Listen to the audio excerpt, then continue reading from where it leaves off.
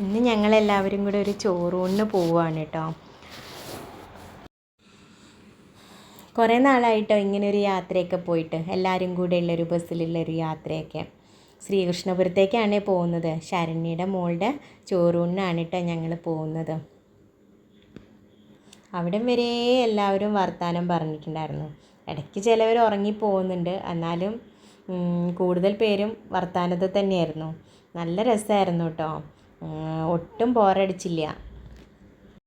അങ്ങനെ വർത്തമാനവും പഴയ കാലത്തുള്ള കുറേ കഥകളും ഒക്കെ പറഞ്ഞിട്ട് നമ്മളവിടെ എത്തിയത് അറിഞ്ഞതേ ഇല്ല കേട്ടോ. ഞങ്ങളൊന്നും ഒട്ടും ഉറങ്ങിയിട്ടില്ല. അങ്ങനെ ഞങ്ങൾ ഓഡിറ്റോറിയത്തിലെത്തിയേ.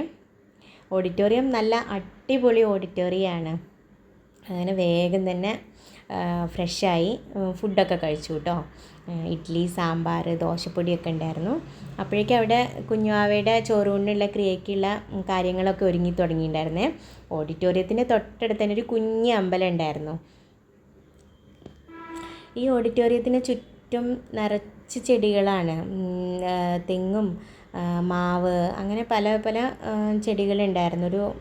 ഒരു പ്രത്യേക രീതി തന്നെയായിരുന്നു. പിന്നെ ഒരു നാലുകെട്ട് മോഡലിലാണ് കേട്ടോ ഈ ഓഡിറ്റോറിയം ഉള്ളത്. അതുകൊണ്ട് തന്നെ നമുക്കങ്ങനെ ചൂടൊന്നും അനുഭവപ്പെട്ടില്ല. അനവധി ഓപ്പൺ സ്പേസ് ഉള്ളത് കാരണം എല്ലാവരും കൂടുതൽ പേരും പുറത്തിരുന്നാണ് കഥയൊക്കെ പറഞ്ഞത്. ആ കോലാമ്പിലൊക്കെ ഇങ്ങനെ ഇരുന്നിട്ടില്ല, ഒരു കഥ പറച്ചിലിൻ്റെ ഒരു സുഖം ഒന്ന് വേറെ തന്നെയാണ്. അങ്ങനെ ചോറൂണിൻ്റെ ചടങ്ങൊക്കെ തുടങ്ങാനായപ്പോൾ ഞങ്ങളെല്ലാവരും ഓഡിറ്റോറിയത്തിൻ്റെ ഉള്ളിലേക്ക് പോയി കേട്ടോ.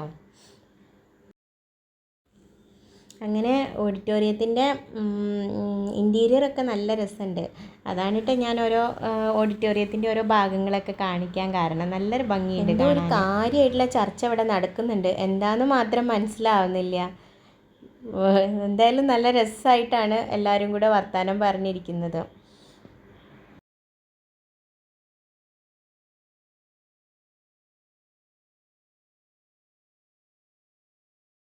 കതിർക്കുല കാണാൻ എന്ത് രസമാണെന്നറിയോ.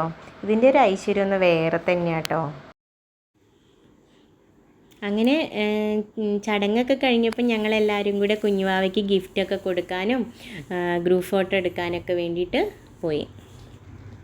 ഗ്രൂപ്പ് ഫോട്ടോ ഒക്കെ എടുത്തപ്പോഴേക്ക് അവിടെ സദ്യയൊക്കെ റെഡി ആയിട്ടുണ്ടായിരുന്നു. അങ്ങനെ ഒരു തള്ളീരിലയിൽ നല്ല സദ്യയൊക്കെ ഉണ്ട്. ഇനി ഞങ്ങൾ തിരിച്ചു പോവുകയാണ് കേട്ടോ.